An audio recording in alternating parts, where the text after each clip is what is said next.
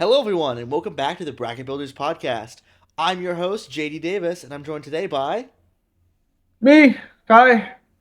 Yes, and today we have a great show for you. We actually spent the whole last week getting together all these PlayStation decks based around the new Secret Lairs coming out next week, and then they went and announced that there's a big bracket update happening the day we're recording this, which is Tuesday. Tomorrow being when we release the episode. So today for you, if you're watching on the release day. Uh, Time gets a little weird with recordings. So before we get into all these decks we put together and what makes these commanders cool and which PlayStation drops we think are worth grabbing and all that stuff, we have a bit of bracket updates to talk about. We're the Bracket Builders Podcast. If you don't know who we are, we care about Commander first and foremost. We are a Yes, Commander sir. channel. We talk about the bracket system all the time, and they went and updated it on us today. So, the first thing, which I think is probably just the overall best change, uh, Bracket 2 no longer mentions precons. Great. Yeah, it was they weird. they even said in the when they announced the bracket numbers that bracket 2 was what most precons were, but some of them are stronger and start in 3 and some of them are weaker and basically are in 1. Though I don't think power level really just determines what's in 1 and what's in 2, but that's a whole different story. So, yeah, so they got rid of the precons for bracket 2. Makes sense. Perfectly reasonable change. They have an updated bracket system like communication tool that they've released. You'll have a link to the thread where they talk about all this in the description, as well as, of course, the image for this will be there as well if you're watching on video. Uh, but the main changes were just helping clarify some of the stuff that was already mentioned earlier. In fact, it does a really good job explaining the difference between 4 and 5. So if you're curious about that, take a look. It's really important to read if you don't know anything about the bracket system. Just a great little tool to keep with you. But the game changer They also updates, did game changers. yes, they chopped off 10 game changers and they grouped them into little groups, so we'll go them off in the same little groups. So the first They big ones, they said high mana value. yeah, high mana value stuff has been. They were like, okay, with some of these things, they're egregiously overpowered or they're egregiously strong. However, they cost 7, 8, 9, 10 mana, so we can keep them off the list going forward. It wasn't a big deal. The biggest one I think is probably expropriate. Uh, Yeah, that's what I was thinking. This is a so expropriate's a 7 mana blue sorcery that basically has a lot of text that just boils down to you get the 3 best permanents your opponents control and take an extra turn. It's 8 mana. We have never really had to deal with it very much. I know it was a 9 mana. scourge. It's 9 mana. Yeah, it's 7 blue. Oh yeah, so it's even more mana. And like it wasn't even a problem for us, but we didn't have to deal with it when Conspiracy came out. I think it definitely falls under the same bucket of like Sway the Stars did, which also came off the list, and that's justified. No need to talk about that one anymore. And But no, and like Wildfire, where these were things that happened to the judges when they were playing in 2010, and they were like, "Well, I don't want to see that anymore, so we're gonna put that on the ban list." So I get why this one was put on the taken off the Game Changers list. I get why it started there, and I'm glad to see it go. Jin-Gitaxias Core Augur and Vorinclex Voice of Hunger. These two are very brutal, expensive legendary creatures, and they just 10 took them mana off the for list. Jin and 8 mana for uh Vorinclex. Vorinclex. Yeah. Like, Vorinclex is probably the most oppressive card on the list that came off today, besides one we'll talk about towards the end.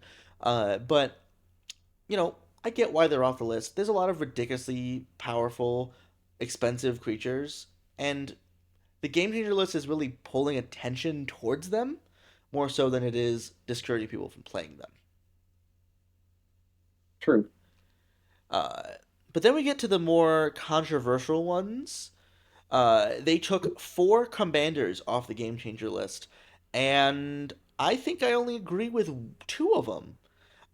So the 4 commanders they took off are Urza, Lord High Artificer, Yuriko, the Tiger's Shadow, Winota, Joiner of Forces, and Kinnan, Bonder Prodigy. Kinnan and Yuriko are perfectly fine in the 99. True. But Urza is ridiculous. I can't believe that one came off the list. Yeah, that one was a little crazy to me. Like if we're gonna have Tolarian Academy banned and not as a game changer, how can we have Urza legal? It's ridiculously strong. I've played it. I tried it as a game changer in one of my three game changers in my the In Spirit artifacts like precon they just put out, and I felt it was too strong for the deck even as one of three game changers, and I just cut it from the list. Uh, it's going to continue to get stronger as they continue to print cheap artifacts. Uh, I would have been down with an Urza ban just because of how powerful it is. If we're gonna keep the powerful Lair and Tolarian Academy banned, but you know, Game Changer was fine. I liked it there. This is just gonna make people want to play Urza more. Probably Uh, right. Yeah, and then Winota Joiner Forces. This one is a bit less obvious. Urza is a power outlier for sure. Winota is just super duper strong. It Uh, is so I don't hate that it's off the game changer list. I do think it's tough to build a fair Winota fair. deck Yeah. in the command zone, which is why I It liked it kind in of the game changer list. it kind of just cheats. So Yeah, it was nice because the game changer commanders made them feel like they were. It felt like these commanders belonged in the higher brackets, which they still do, uh, and it kind of told you that with the bracket system. Uh, but it seems that they're changing their philosophy towards game changer commanders. They don't want to have commanders as game changers. The ones that are still on the list are there because specifically they're still strong in the 99, which is exactly why Urza should still be on that list. But whatever. Like Cannon is perfectly fine in the 99. Make extra mana when you tap your mana dork. That one doesn't matter. And then the last two changes. Do you know what they are, Kai? I can't remember what they did. Okay. The last two are Food Chain and That's Deflecting what. Swat. Right. So Deflecting Swat, I'm okay with. Free protection for one thing, pretty much, is what this is. I don't know about that one either. I'm kind of surprised that one came off. So honestly, I think SWAT is more impressive in higher power, where everyone's flinging counter spells around. True. It in lower power, it is more oppressive than it is powerful because people are playing less interaction, and so when you find your one of interaction to deal with this thing that's been hosing you this whole game, and they go swoop, it's actually targeting Yeah. your own thing. It feels terrible, especially if it's free, and especially if the thing you're trying to get rid of is the commander. However, Deflecting Swat was one of the few pieces to help high mana value commanders that are like heavily impactful avoid just showing up, instantly dying, and going away. Uh, People made the argument that this is why we should have left Jewel Lotus and Mana Crypt in the format. I don't know if I agree with that for at least the Mana Crypt part, but I get why they want Deflecting Swat off the list, and I think it's fine. I don't mind it too much. And then Food Chain is a perfectly reasonable on Game Changer. They already have the anti combos thing through all the brackets, so you can't Food Chain combo till you're in four anyways. True. Simple, easy. Food Chain as a bad Phyrexian altar is perfectly fine. It also means we can put Food Chain back in what's his name Toolbox without having it up the brackets. Yeah. So that'd be a cool one. Is Toolbox when it leaves the battlefield or dies for I the can't card remember draw for for Blitz. I can't Blitz? remember Blitz. I think Yeah, it's dies unfortunately, so you can't like Food I Chain draw a believe whole bunch of so. cards, but that still makes it more fair. And then that is it for the confirmed changes that are happening effective today. They are They at now. However, no no bans or unbans this year. yeah, they did already say no bans or unbans this calendar year, but they did talk about floating a few changes in the live stream that I think everyone should probably pitch their thoughts in on because you don't want to get blindsided like we did last year with the big changes that happened with Dockside and all them. They're talking about banning Ristic Study. Kai, what is your stance as what is our Bracket Builders podcast stance on Ristic Study? Do you pay the one? It's gotta go. That card has to get out of here. Do you pay the one? Haha, it's like really funny and like it's become an iconic thing. That doesn't mean we should preserve it. Uh, and I think it should be banned not really for the lower brackets of play, but for CEDH. Blue is It would be always going to be strong in it competitive would be formats. very interesting to see CEDH without that card in it. Yeah, like I've heard some of the more notable CDH like influencers and people who have voices in the space say they want Ristic gone. Uh, it's gonna open up the format a lot more. The big changes last year neutered red, and then slashed a lot of the higher mana value commanders out of the format for True. CEDH, and so giving taking another thing away from the blue decks would help bring us back to a more even playing field for CEDH. I don't think there's any world where blue stops being the best color thanks to all the Oh free no, interaction. counter spells. Right, but having less access to this will be definitely be interesting, especially since the second change they floated was a ban to Thassa's Oracle. Please, God, ban that card. It's got to be gone. Man, Look, it doesn't. It's a two card infinite quote unquote in the lower brackets, so you're not going to see it there anyways. But it just homogenizes deck building in such a boring way for competitive commander. Uh, I would love to see it gone, especially since like we're at the point in the CEDH meta right now where people are playing Praetor's Grasp to steal other people's Thassa's Oracles, Tooth Oracle this is combo. true. Yeah, Like clearly we're not healthy if that's what we're doing here.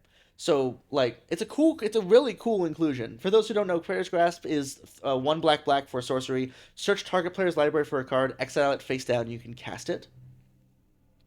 It doesn't fix the mana, does it? I don't think it does. I remember. Yeah, but either way, uh, you just the people using it to steal demonic consultations, to steal thoracles, to steal key combo pieces to stop them from playing it. Miracles. So like, get it gone. That's fine with me. Uh, Especially since the only reason to play it in lower power is if you're trying to pub stomp. So like, get it gone. I don't mind. Then the What do final you mean? change. I'm Okay. trying to play it in my Murloc or Merfolk deck. Oh my gosh. Were you there that day when so we have a couple of different play groups we play Magic with. We have our like our local friend group. We have our local game store, shout out to Boys Hat Gaming.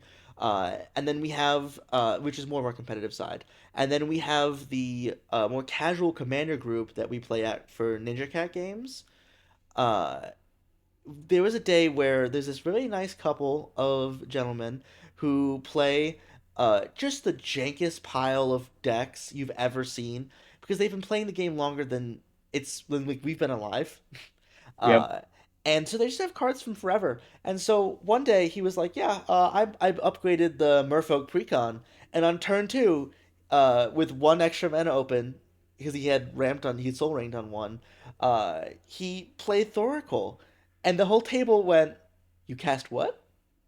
And then he scryed two, and then passed, and we all went, 'Okay.' I didn't even remember that card scryed, to be honest with you. But you know I what? There it did. is. So, if you want to play it as a fair card, I guess you're allowed to. They I could love just Fair chirp you Thoracle. off the you win the game clause. But So true. Thoracle's probably the most egregious commander example of fire design affecting our format that has not been addressed yet in some way. So, get it gone. I would be glad to see that one. But the bigger change is they are refloating the hybrid mana question. This is a very complicated topic. People think Yes. that it's bad because of the color identity rule and like this. Like, it should mean this. It should mean that. Wizards employees, like in house, they love to point to the hybrid mana rule as something they wish they could change. They did this for years, leading up to them taking over the format, because they design hybrid mana cards to be in either deck. They're specifically designed to go in if it's a Rakdos card to go into mono red or mono black decks in for every format besides Commander. Commander has this issue. So, what does the hybrid mana change mean for Commander, and what does it mean in this context? So, hybrid mana is a type of mana symbol, which I'm sure you've recognized from other cards before, but didn't know what it was called, where it is the same circle, but there's a slash through it, and there's two different colors on either side of the slash. This change will not affect the like two colorless slash a color pips, like you see on Beseech the Queen, or the Reaper King. But it Or will the af- ones from Tokyo Dragon Storm, those Yes, ones. or the new Tarkir Dragonstorm ones, which are they call those two brid, I think was what they said, which I hadn't heard before. I Uh, haven't heard that before either. but it does affect the symbols within the card. Uh, so some very very notable ones that I don't think we actually even talked about, Kai, before this podcast was recorded, was the large quantity of legends from Jumpstart that are monocolor legends that then have a hybrid symbol as an activated ability or a triggered ability in their text box. This Oh yeah, we doesn't did talk about that. this does affect those. The most notable of those is Emil the Blessed, Oh, uh, oh yeah, yeah. which, if you don't know that card, it is a mono white unicorn, I believe. I'm pulling it up on the side here right now. It is a Yeah, unicorn that it is a activated mono white ability to blink unicorn. stuff. Yeah, The activated ability is it three or is it yeah. It's two? three exile another creature you control, then return to the battlefield. So it's an instant blink, and then it has another line that says whenever another creature you control enters, you may pay hybrid green white. If you do, put a counter on it. If it's a unicorn, put two instead. This would open up Emil the Blessed for mono white decks and take away it can also go into Simic, next Simic rather, Selesnya as well. Uh, so that's a huge influx of new cards in Jumpstart rares, both from Jumpstart 1 and Jumpstart 2. It looks like we're going to see similar stuff from the Jumpstart Avatar set coming out this year. Yeah, Uh, and then the other huge one, and the one that and the reason I want this change to go through, is the companion rule. Companions are all colorless mana and then two hybrid. This would mean you could play Luris of the Dream Den in your mono white deck. It could mean you could play Luris as the companion to a blue black commander. It means you could play a, very a interesting. lot of very, very interesting companion decks. Uh, I don't know if you've ever played with the companion mechanic in Commander. It is super, super fun. Restriction breeds creativity, and companions were designed for Commander for this purpose. And these are just great. These are super, super cool cards, and opening it up to more different color combinations is amazing. This change is not official. They want people to give their input on it. They've never actually floated this really fully happening before. And so make your voices heard. They have opened up a channel in the official Commander Discord, which until today I did not know existed. So you'll see a link to that Discord below us, uh, as well as a link to our own personal Discord on our Patreon, where you'll be seeing us discuss all of this if you're looking for more information. Uh, and please tell Wizards we want this change because, frankly, I think this would be amazing for Magic in general. If they hit a ban on Ristic, hit a ban on Thoracle, and then they open up the format like this in February of next year, it's going to mean that we have so many cool deck builds we can do throughout the whole year. That new set releases will just get drowned out in companions. But honestly, I don't mind. There's so much coming out next year. We might as well keep the fire hose going. Like it's gonna be very cool. Uh, Part of the reason why they are doing this change now, it seems, is because a lot of recent sets have used hybrid mana a lot more. They're leaning into hybrid mana for draft formats a lot now, as well as for like rares. Spider Man had like Symbiote Spider Man and Spider Woman as pretty notable like hybrid mana value stuff. But even last There was year a we lot of had the Clue hybrid in set. Blueborough. Yeah, Bloomburrow has a ton of hybrids, so if you have a lower color like rabbits deck, like a mono white rabbits deck, you can play some of these like hybrid green white rabbits or other similar things.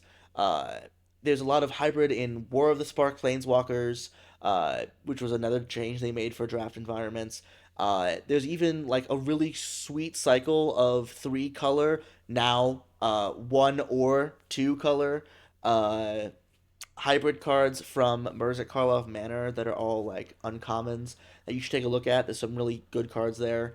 Uh, but overall, it just would add a lot of cool cards to the format. Nothing off rip that breaks anything. It's not like they're giving everyone access to Cataxian Probe. Uh, it's Yeah, all they said seems no pretty fair. Phyrexian Venom. Yeah, no Phyrexian mana, so you're not going to see Get Probe in every single CDH list going forward anytime soon. So thank you. That's a great change. Phyrexian mana was a disaster of a mechanic, and I'm glad to see that they're not going to be bringing it to everyone. But I think that's all we really have to talk about with the new changes today. All right, Uh, so just topic make your two. voices heard. Make them heard. Let Wizards know we want hybrid mana. We want those cards banned, and we want more updates. This is really cool. I'm glad how transparent they've been in this last year. Let's get a bit more. So all of this information given to you, let's head on to topic two. The PlayStation Secret Lair decks. So, just to get things started, the secret layers for PlayStation go live next Monday at time of recording and time of release. So try and get in here nice and early if you hadn't already. We are going to be looking at all of the layers real quick. They're all $50 in foil, $40 in non-foil, and the layers will be being sent to game stores in non-foil in some amount of months. So hopefully you can get us some more copies if you miss out the drop here. But we went and built bracket 3 builds for every one of these commanders. Their deck lists are available for free on our Mox Field, and in the description of this video, you will see a link to that page if you want to check out the list for yourself and see the whole thing. We are a little short on recording time today, so we're going to be going through what all the layers are, show off just real quick 5 cards we think are worth taking a look at for your builds of these decks if you're not going to go exactly for what we did, and go from there. The first of the secret layers, and the first exception to our rule, is going to be The Last of Us Part 1 and Part 2. Both of these layers are pretty nice for the value. A little low on card count, but that's an issue for all of them. We decided that Ellie Brickmaster and Abby from the next layer were both a little weak as in the command zone, and that Joel Resolute Survivor and Ellie, whatever her name is, the angry one, uh, are really good together. Yeah, yeah. Ellie And the angry so one. we put them all in one deck, and we kind of mashed these two layers together. So this secret layer comes with Ellie Brickmaster. It's a 2-mana 2/1 human survivor. Whenever a player attacks one of your opponents, that player creates a 1/1 tapped attacking Cordyceps Infected. It's a 1/1 fungus zombie that is tapped and attacking that player. And then Joel, Yeah. Resolute Survivor, is 3 black green for a 4/4 human survivor with menace. Whenever a creature token dies, put a counter on Joel and draw a card. This ability triggers only once each turn. The other 2 cards included in the layer are Cordyceps Exclusion, which is Cabal Ritual for 1 and a black, an instant add 3 black mana, threshold add a lot more.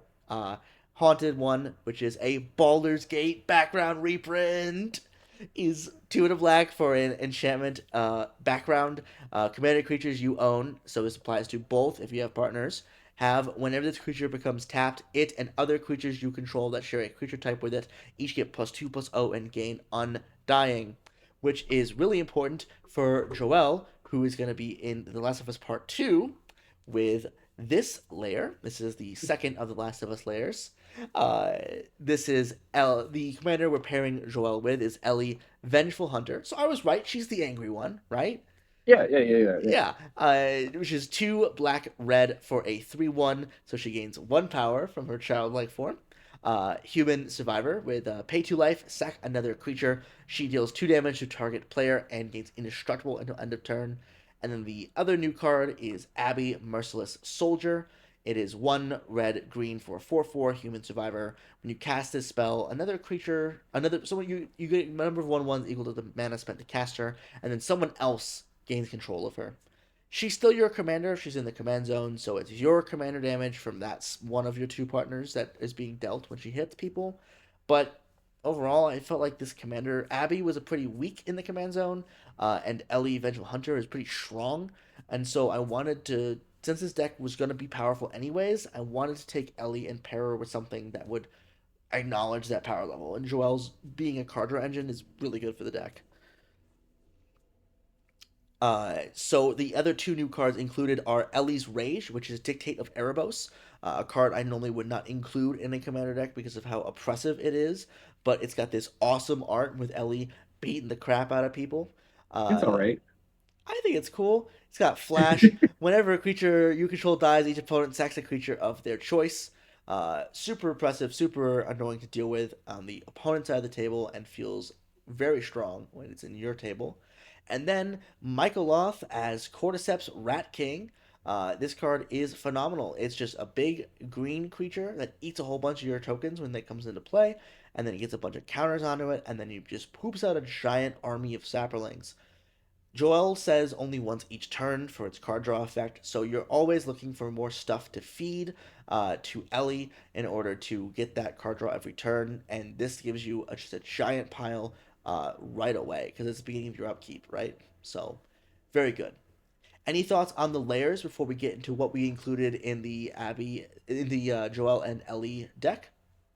No, I was just in my head like, damn, cordyceps. I was like, why did I want to read it as chopsticks? Anyways, Okay. In other news, we have the first include, which is Brightcap Badger. It's a 4 mana 3/4 Badger Druid. Each fungus and sapling you control has tap, add green, beginning of your end step, make a 1/1 sapling, and then has an adventure for 2 and a green, it's instant, create two 1/1 sapling creature tokens. Why is this little dude just hopping his way through the apocalypse, man? it's, it it's was it was him. What do you mean? He did it. Look, they're growing on him. Oh, he did The it. fungus, We found patient zero, guys. the fungus are growing on him. The fungus, they're among us. Okay. Anyways, that card's really great. Obviously, with all of the sapling tokens we're gonna be making. This is The cordyceps zombie tokens Yeah, which specifically because they are are fungus. fungus. Yeah, we're making saplings as well as the course of zombies, which are fungi. And then we have Rite of the Raging Storm. This is 3 red for an enchantment. Creatures named Lightning Rager cannot attack you or planeswalkers you control. Beginning of each player's upkeep, that player creates a 5/1 red elemental named Lightning Rager. It has trample, haste, and at the beginning of the end step, sacrifice this creature. Joel says only once each turn. Most people see this and go, "Aw, dang, that sucks." But I see it and I go, "Awesome! Time to build around it by doing stuff on my opponent's turns." Rite of the Raging Storm gives you that creature token death every turn without having to do anything else. So this is a card drawn on each turn. This is 5 mana, draw 4 cards. Pretty good. Pretty good. Next up, we have Snake Umbra. Ellie deals the damage when she sacrifices the creature, so this card's very good. Snake Umbra is 2 and a green for an enchantment aura enchant creature. Enchanted creature gets +1/+1 and has, whenever this creature deals damage to an opponent, you may draw a card, and then it has Umber Umbra armor. Armor. Yes. So if the enchanted creature would be destroyed, instead remove all damage from it and destroy this aura. Having curiosity effects on commanders that can deal damage at will is really, really good. And this not only is a curiosity effect, it also protects her from being destroyed. Her own ability does that by giving herself indestructible when she sacks something, but being able to have it without having to sacrifice creatures is pretty nice. So, good include for the deck. And then we have a personal favorite card of mine, Tainted Strike. 1 black for an instant. Target creature gets +1/+0 and gains infect until end of turn. So we did the math earlier. If you want to kill the entire table with Ellie, you Tainted Strike her, and then you give 15 creatures to her sacrifice ability.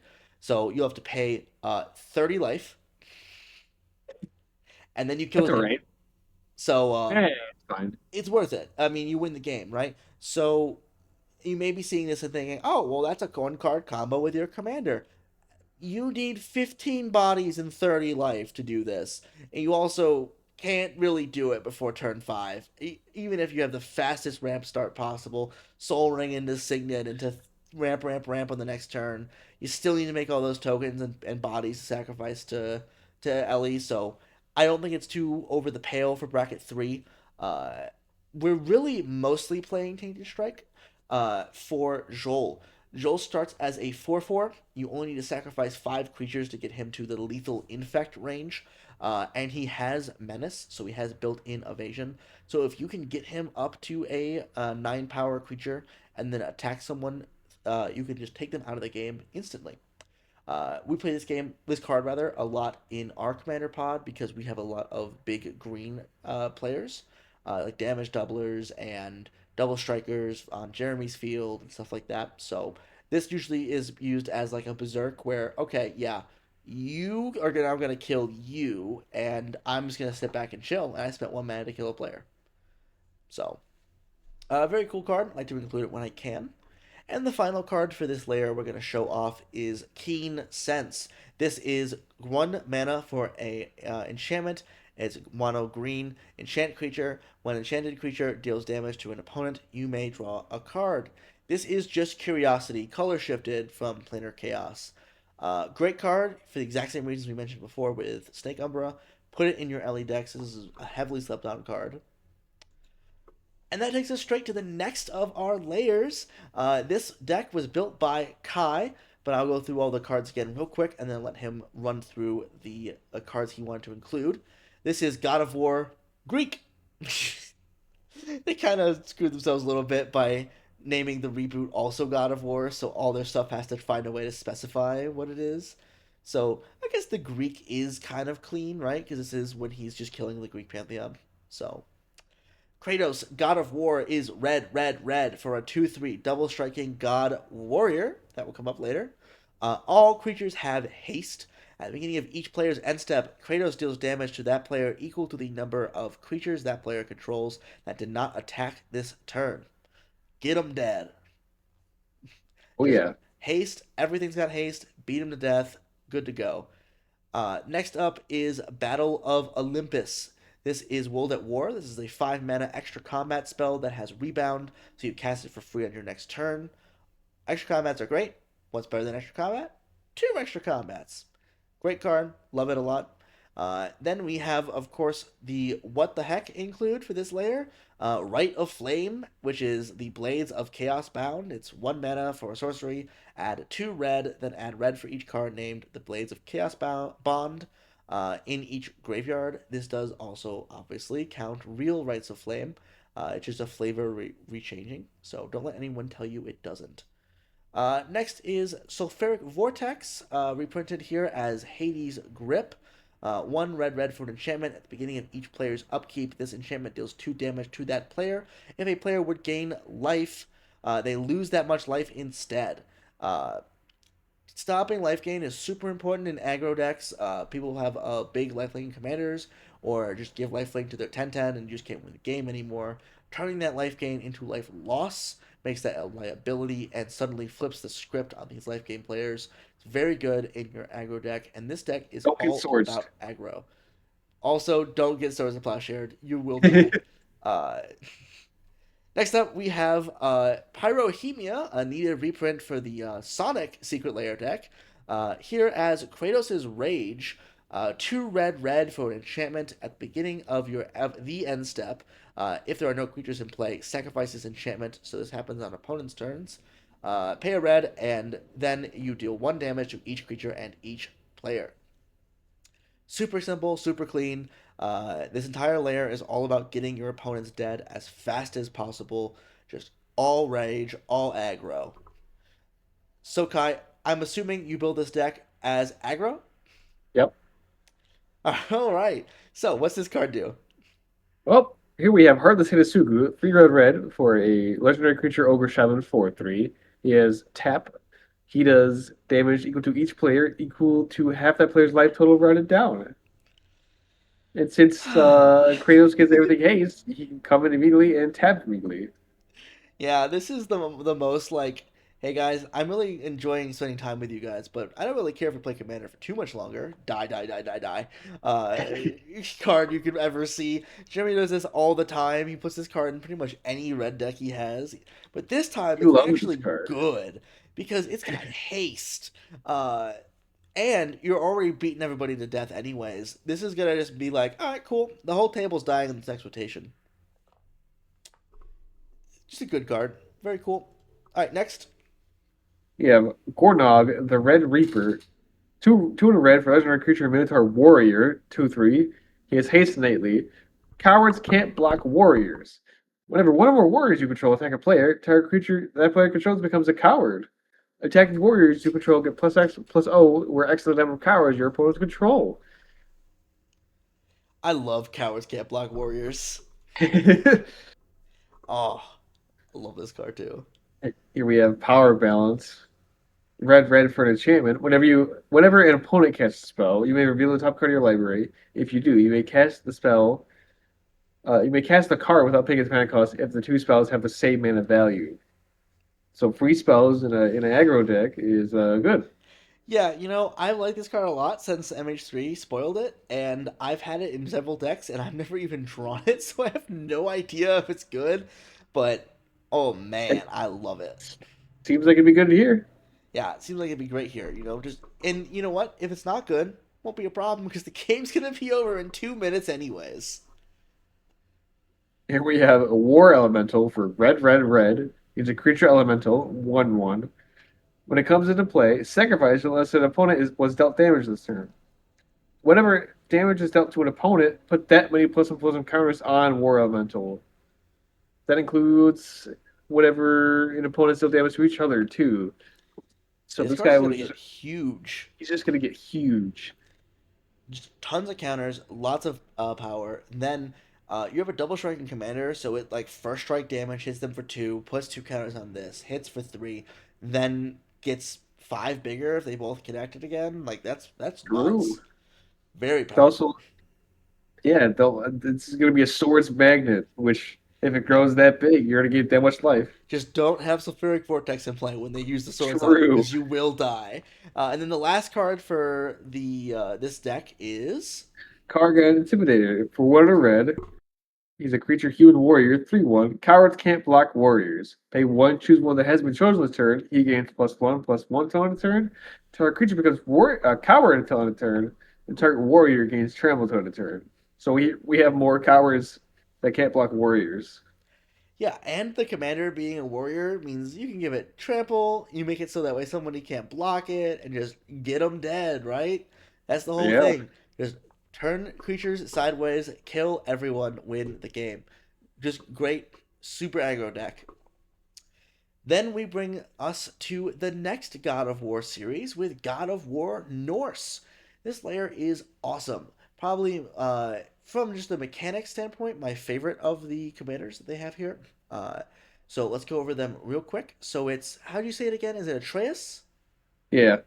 Atreus Impulsive Sun, one blue red for 2/4. God Archer. Though that's the last time you're ever going to hear the name. Everyone else just calls this guy Boy. He's got reach and pay to tap him, draw a card for each experience counter you have, and then discard a card. It deals 2 damage to each opponent. He deals the damage, again, important for later. And then he has partner, father, and son. I don't think we mentioned it earlier, but all of the ones of these layers that have multiple commanders do have partner on at least 2 of them, so that we can partner them together. Thankfully, this is the new innovation they've done with partner, where it's partner dash more words, so they don't partner with other people with that same ability. So you can't put like Atreus with Timna and have that 4 color deck. Uh, but you can pair him with his father, Kratos, Stoic Father, 2 red white for a 4/4. Uh, Whenever you attack with one or more gods or a god dies, you gain an experience counter. At the beginning of your end step, put a number of 1/1 counters on a creature you control, where the number of his experience counters you have, and then he has partner, father, and son. So Kratos chilled out. He turned his red pips into colorless, and then gained a white pip. Still hits you for 4 though. He will still get you dead quickly. And then the layer only comes with two more cards. They didn't even give us a token or equipment for Kratos. We get Mimir's Ancient Wisdom, which is Teferi's Angel's Insight. 4 mana On the front enchantment. and the Yeah. back. Yeah, it's a double-sided printing, so that you get the Mimir when he's alive, and then Mimir when he is on Kratos' belt talking to you. If you would draw a card, except for the first card you draw each turn, draw 2 cards instead. So it doubles all card draw. It's a good card. Like, don't get me wrong, but weird that we got like a double-sided card for this. Don't know why we went with this one. No idea. Yeah, but it's a cool art to have on the card. And then Freya, Queen of the Valkyries. This is Erois, God of Victory. 2 red, white for a 7/4 indestructible god. As long as your devotion to red and white is less than 7, it is not a creature. For the record, it starts with 2 from her, 1 more from Atreus, and 2 more from Kratos. So for those of you who are geniuses at math, you only need 2 more pips. Uh, and then prevent all damage that would be dealt to attacking creatures you control, and she is a 7/4. Huge, big god, and that's how I built this whole deck. I built the deck around gods. I know Kratos will probably get really mad at me for putting all these gods in his deck, uh, but I felt it would be the coolest way to build around it because we've had a lot of gods come out in the last couple of years, especially in sets you wouldn't expect them. Like our first god we're showing off here, Suitor, Fiery Jotun, which is 3 red for a 5/5 giant god warrior with trample. Whenever you cast a historic spell, Suitor Fiery Jotun deals 3 damage to any target. For a reminder, artifacts, legends, and sagas are historic. Weird that Assassin's Creed has such a powerful god included in its release, but they did do those like weird mythology sets, mythology games in the newest console generation that I never got to. Uh, but this card's just a house. If you play a lot of artifacts, which this deck is always ramping through artifacts on account of being Jeskai, or you're playing a lot of legends, we have 2 commanders and a deck chock full of legendary gods. This is just going to start bolting faces and then clearing out problematic creatures as the game goes on, so it's just a great card in general. Then we have Silver Quill Lecturer. This is 4 and a white for a 3/3 core wizard. Creature spells you cast have Demonstrate. So, a reminder for Demonstrate, it is you choose an opponent, they copy the spell you're casting, and then you get another copy as well. Why are we playing this in this deck? Well, Kratos does not care who controlled the god when it dies. So, we demonstrate a god, give it to someone else.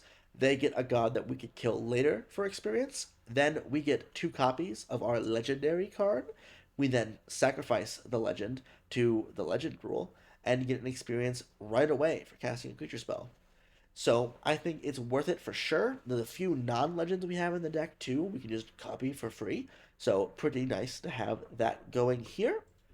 Next up, we have the first of 2 battles I managed to get in here. They are not the strongest cards, but they do have some good flavor. This is the Invasion of Theros, which is the Greek god plane, for those of you who don't know.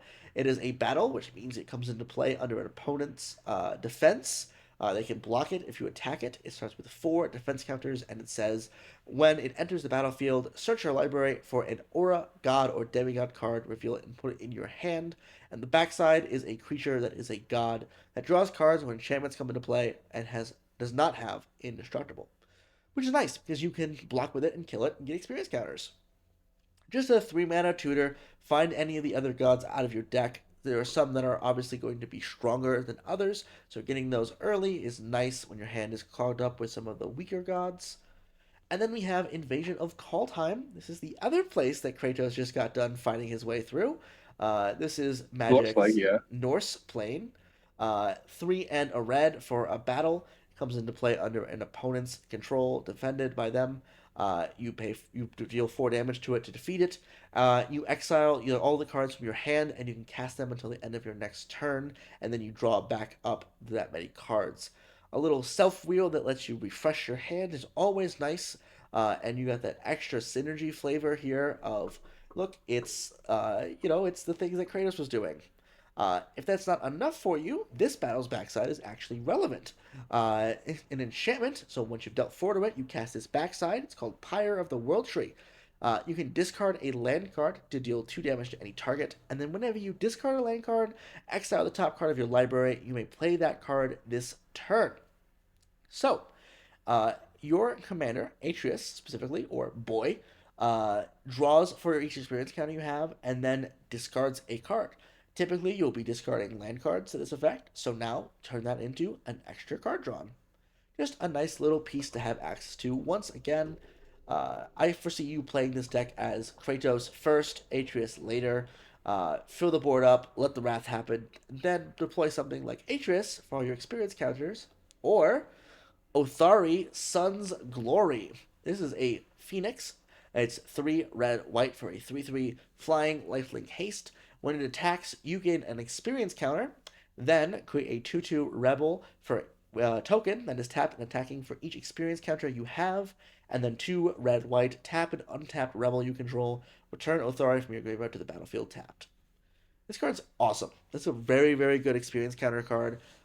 There's not many like it at this power level, and it's probably going to be the best card in your entire deck. By the time you play this, it's just going to be a board in a can, just comes out on 5, swings, hits for 3, gains your life, gets your big body of Army Rebels. Great card. Yeah, so this is the God of War deck, so super excited to play this one. Let's go on to the next one. This is Secret Lair Uncharted.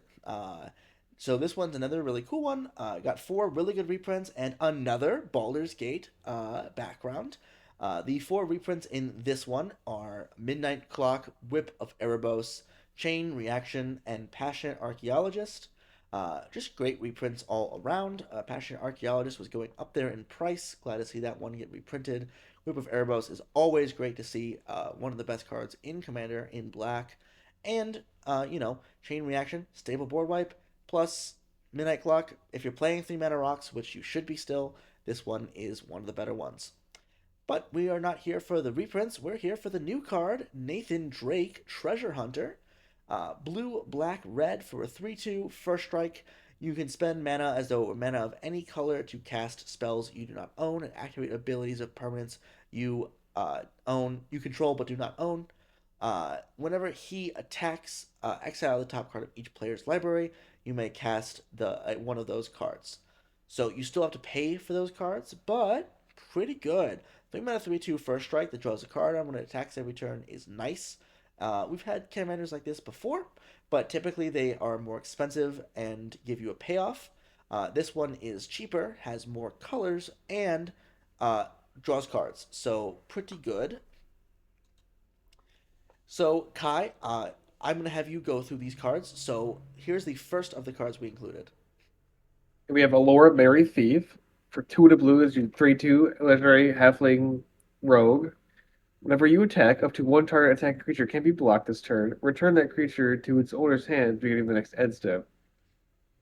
So you got a rogue thing going, huh? Yes, so I built this thing. So whenever you have a deck that's built around stealing people's permanents, it's important to figure out how you're going to leverage this. Uh, Other people's decks are going to be more synergistic with their own cards than your cards will be. You don't know what you're going to go up against, so you can't really predict that with your deck building decisions. So your options are either just play all of the super staples and all of the cards that steal stuff, or find an overlapping lane. Our commanders are rogue. We have about a dozen rogues in this deck. So I put a bunch of rogue synergy cards in here because, again, commanders are rogue. Plus all these other cards that help you steal stuff from your opponents. And being we're in bracket 3, I did put some evil stuff in here. I did Opposition Agent and Notion Thief, which are both rogues and are Crazy. just diabolical cards. But they're not being shown here because you know what those cards do. But the next card. We have Von Street Thief for 2 and a red. He's a legendary creature, human scout for 2/2. Whenever one or more scouts, pirates, and rogues you control deal combat damage to a player, exile the top card of that player's library. You may cast it. If you don't, create a treasure token. Whenever you cast a spell you don't own, put a +++ encounter on each scout, pirate, and rogue you control. Hey, rogues. This card's amazing. Uh, Also, Oh, I love this card. Jingly Keys, Final Fantasy guys, look at it, it's Final Fantasy. Look at it, woo!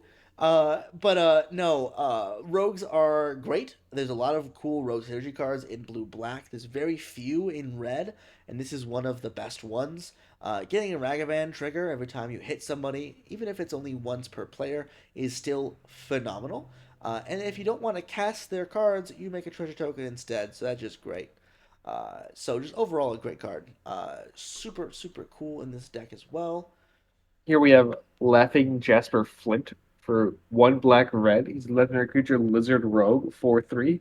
Creatures you control but don't own are mercenaries in addition to their other types. At the beginning of your upkeep, exile the top X cards of target opponent's library, where X is the number of outlaws you control. Until end of turn, you may cast spells from among those cards, and mana of any type can be spent to cast those spells. Yeah, this one is great. He is a rogue who then draws you a bunch of cards off of your opponent's library. So perfect, right? It's everything you're trying to do. It's got your rogue sub theme, and it lets you cast spells from your opponent's library. So just perfect card for the deck. We have Silver Shroud Costume for two. It's an artifact equipment with flash. When it enters the battlefield, target attaches to target creature you control. It gains Shroud until on a turn. Equipped creature can't be blocked. It has equipped three. Yes, so our commander does have to attack to do its thing. So, as you saw earlier with the first card I showed off, there's a bit of an unblockable creatures theme in here. To that end, I also did include a couple of ninjas and a lot of the older, like, cast your spell cards who have to hit, do their thing, as well as some of the new ones as well. So I figured putting a little bit of unblockability in the deck would be nice, and this is one of the newer, better ones, as it's also a protection spell. So you can pay two and give your thing Shroud when they go to kill it, and then now it's unblockable. So good card. Here we have the last card here. Mm. Spider-Verse. For three red reds enchantment. The first line of text doesn't matter for this deck. Whenever you cast a spell from anywhere other than your hand, you may copy it. If you do, you may choose to target for the copy. If the copy is a permanent spell, it gains haste and do this only once each turn. Okay, so I don't think I've posted this rant anywhere except for at home with my roommates here. Spider Verse is probably my least favorite card out of the Spider Man set.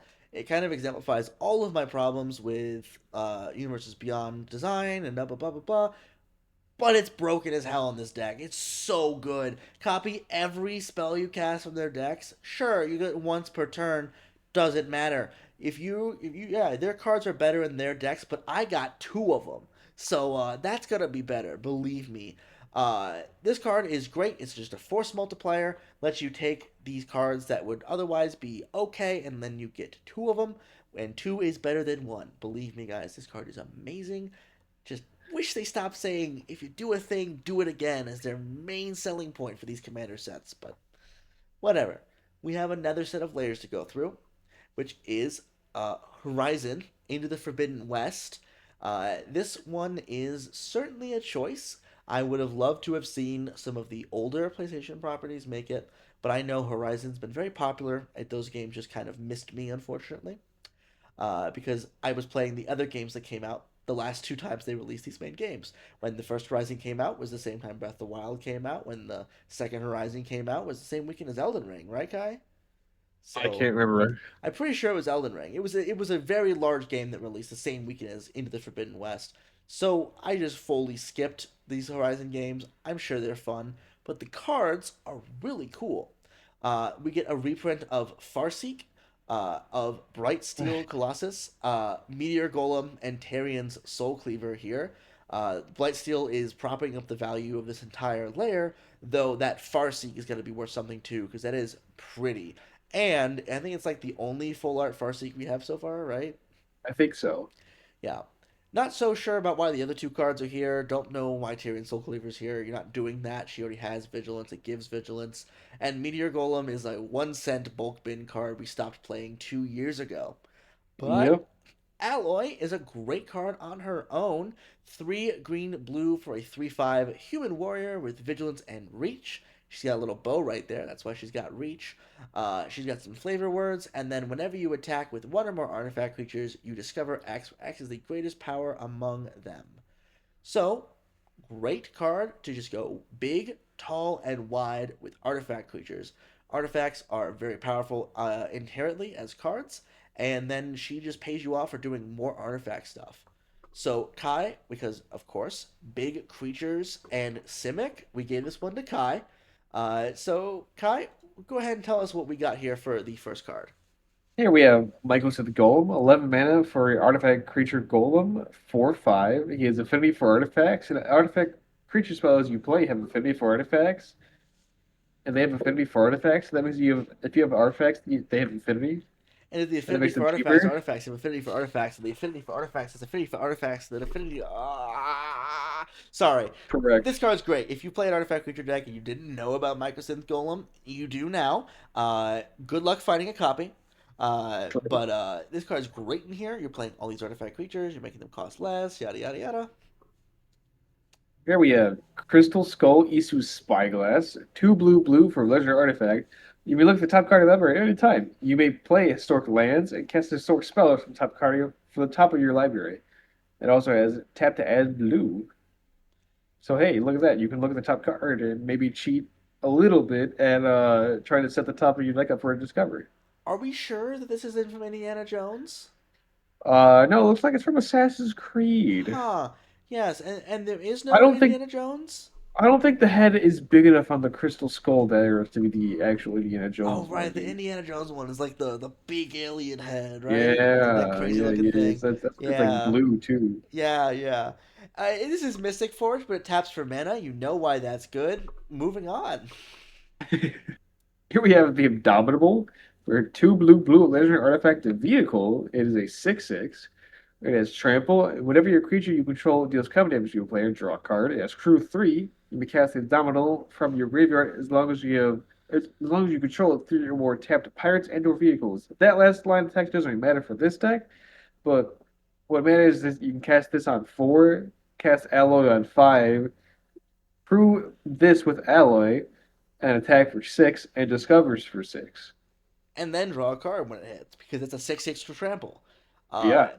there's a lot of effects that are like this. The Enduring Curiosity is another really good one that's more modern, as well as some of the older ones like Biden of Thassa, and also I think it's like Reconnaissance Mission, I believe. It's the other one Yeah. that's a 4 mana. This is the going rate for this effect, but the Indomitable is heavily slept on. This card is insane. Having your curiosity dodge most wraths and then being able to attack for 6 the moment the wrath is done is very, very, very good. And whenever you crew this, you're drawing at least one card because this guy, he has trample. So, very good card for the deck. Here we have Iron Spider Stark Upgrade for 3 generic into legendary artifact creature Spider Hero. It's a 2/3 with vigilance. Tap, put a +1/+1 counter on each artifact, creature, and/or vehicle you control. You can pay 2 or remove 2 +1/+1 counters from among artifacts you control to draw a card. You want Yeah, to grow your artifacts, that way you can discover higher.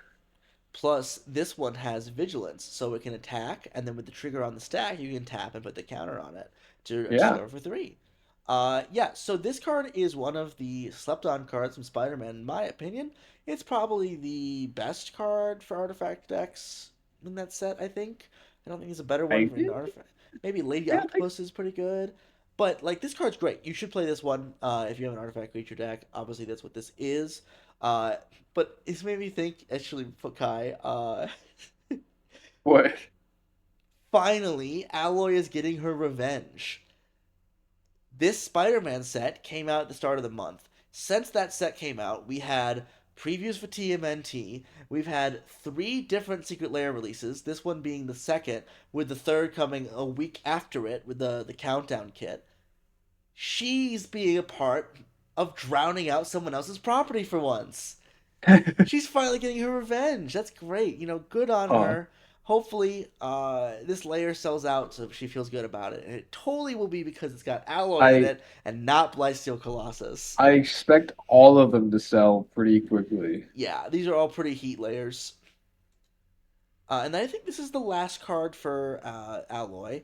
I believe so. Yeah. Cyberman Patrol, Hmm. 2 mana, 2/2, artifact creature Cyberman. Artifact creatures you control have Afflict 3. Which is Afflict what? is whenever a creature with Afflict 3 becomes a block, the defending player loses 3 life. Yeah, this So is a great it's one. a so it's either let my creature get through, who's big, or block the creature. You lose 3 life and you lose your creature. Yeah, great card. One of those sneakily good ones out of Doctor Who. You never would know it's a good card because it looks like it's a fake card from 2005. But, Afflict is a strong keyword to give to creatures that weren't designed to have it. So, True. very good for that there. And that brings us to the next batch of layers and the The last final one, one. This is Secret Lair Ghost of Tsushima. This is the coolest art wise out of all of them. I Uh, think so. Ghost of Tsushima, beautiful. Then you got Path to Exile, Born Upon a Wind, Ghostly Flicker, and a Ganjo Castle, which is here as Castle Shimura. Which Ignoring is the Ganjo fine. Castle of it Yeah. all, that is one of the prettiest Path to Exiles ever printed. Born Upon the Wind, getting a reprint with a flavor text by a character from this series named Yuriko is pretty funny, considering how often this card sees play in the Yuriko CEDH decks. True. And then Ghostly Flicker, don't know why it's here, but it's a great card. Uh, we worked with the third member of our core team here at Bracket Builders, Jeremy, to make this deck. He was very busy this last week, and he has been busy for a while, hence why I've not seen him on this podcast yet. But when I asked him, what do you want this deck to do? He said, we'll put all the cards in here that have players' life totals, and I'll throw some infected there we'll put too. some infected there too. So Jin Sakai Ghost of Tsushima is one white, blue, black for a 2/4 human samurai. Whenever he deals combat damage to a player, you draw a card, and then whenever a creature attacks a player, if it's attacking that player alone, choose one. Creature gains double strike until end of turn, or that creature cannot be blocked until end of turn. This wording is very specific. If you send one creature at each opponent, you get to choose this for each of those creatures. It is True. not like the Kamigawa Samurai where you have to attack alone completely with one creature. It is I send one creature at each of you three, which is how most people attack in Commander anyways, so it's really good. But there's some weird cards that work really well with Samurai. I bet you've never heard of this one before. This is I Oathkeeper Takado's Daisho. I actually have. Great. This is a 3 mana legendary artifact from one of the Kamigawa sets. It's an equipment. Equipped creature gets +3/+1. Great to give your double strike commander +3 power. Whenever a equipped creature is put into a graveyard from play, return that card to play under your control if it's a samurai, which of course our commander is a samurai. And then, when the Oathkeeper is put into a graveyard from play, remove a equipped creature from the game. So this is basically acting as Gift of Immortality, which is a really cool aura from Theros Beyond Death. Oh no, older Theros set. That I can't remember. basically you put this on your commander and they kill it, and then it comes back, and it keeps coming Yep. back until you get rid of the aura. Uh, in this case, it's an equipment, so they actually have to destroy the equipment. So if they kill your commander and get rid of the aura, it similar textures, and you can also give it to other creatures. Just give them +3/+1, which is sweet. Uh, This makes Jin a 5/5, huh? yes, this makes Jin a 5/5 double striker or a 5 power unblockable. Pretty good. Pretty good. There's a few other samurai I managed to get in the deck. I looked at making this into samurai like typo, but it sucked. So I decided not to do it. Take another look at samurai Yeah, typo in Esper I once think we have I the think new they need girls. red. Yeah, all the newer samurai are in red. The old samurai are not commander power level designs.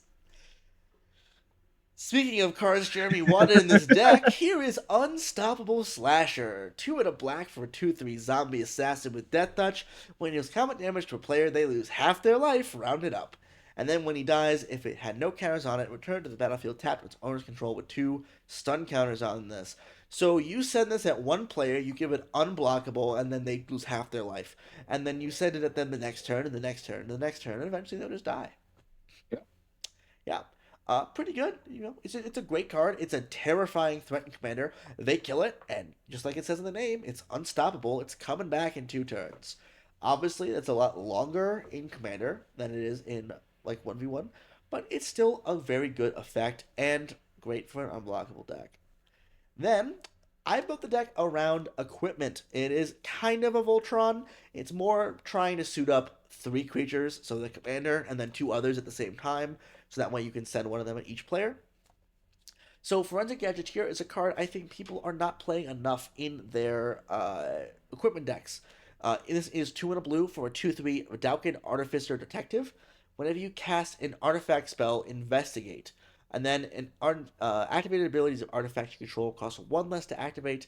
This cannot reduce the frost by less than 1 mana. This makes all your equipment cost 1 less to equip. So if you have cheap equip costs already, they go down by 1. Just another one of these cards to add to the pile. But if you already have one of the white, all your equipments are now free to equip, like you usually will find in these decks, you still get the clue tokens whenever you investigate, which is just great. It's just you card draw off all your equipment.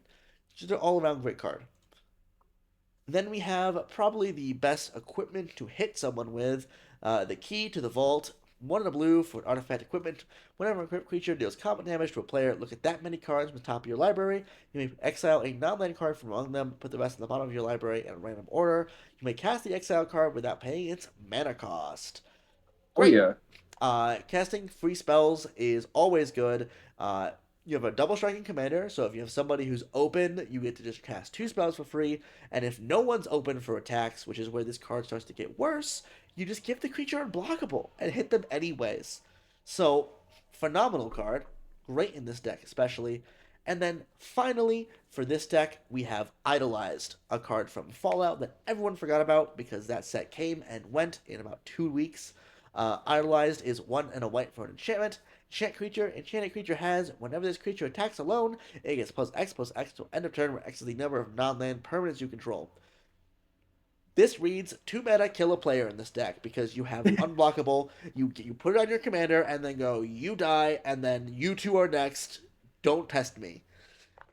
Very good in here. And that's it for this deck list. So, as a reminder, like we said at the top of this section, all of the deck lists for the Secret Lair PlayStation commanders will be in the description below on our Mox field. Uh, if you are going to be braving the Secret Lair lines, trying to get these in, Wizards actually sent out an email with some advice for how to get through those queues faster. So pay attention. If you made it this far, you care enough about this to know. First, you want to have your Wizards account logged in prior to the beginning of the sale. Next, you want to make sure that your address is accurate on there, already in the system, so that way you don't have to input it later. And then finally, they want you to use the checkout button to enter the queue early. How does this work? Products will appear at 8 a.m. PT, so we're in Central, so that'd be 10 a.m. our time. And the sale goes live at 9 a.m. PT, that is 11 a.m. Central, 12 Eastern. To get a random pre-queue spot, add any product to your cart before 9 a.m. Otherwise, add your drop to the cart once it's live to join the super duper long queue. I've been hearing various different reports from the last Secret Lair drop where they first started doing this, and queue times were as low as 20 minutes. I know you had a similar experience, right, Kai? Yeah, I got in like right away and I had a queue time of 20 minutes. Yeah, which ones did you About. get, by the way? I don't know if we talked about this.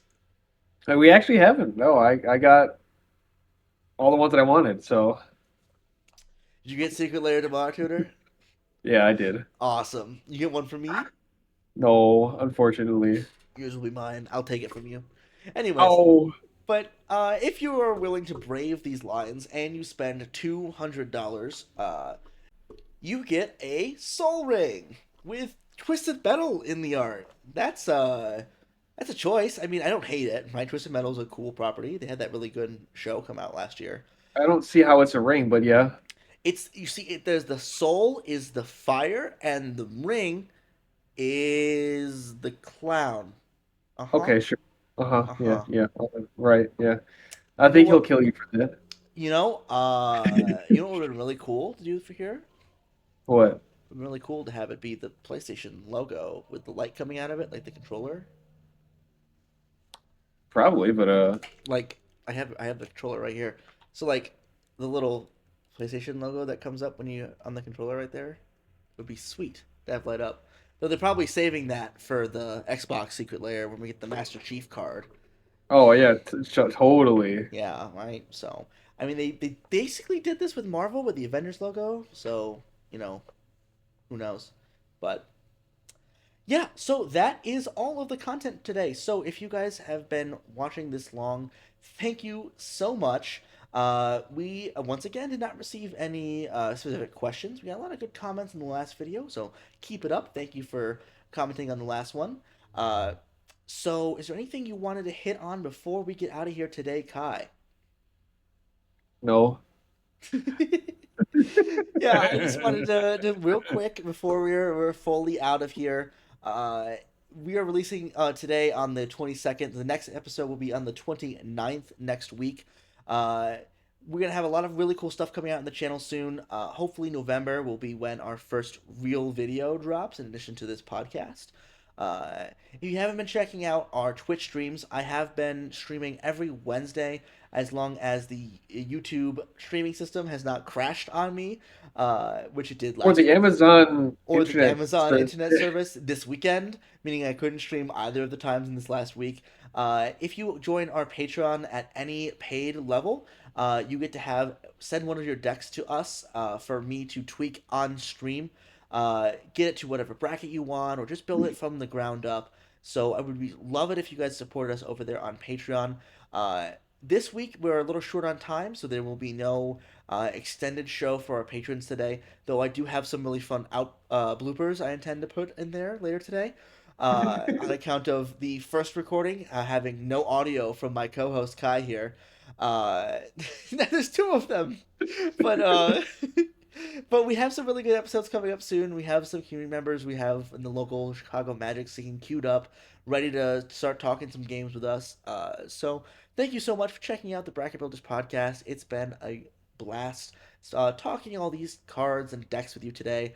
And the last thing I wanted to say is, guys, please tell Wizards ban the cards they think we should ban and let us have any companions. Those hybrid mana changes are going to be so cool. If they announce it in February, I will post a deck for each companion in colors they would not have been in otherwise. And Kai will continue to be a silly goose.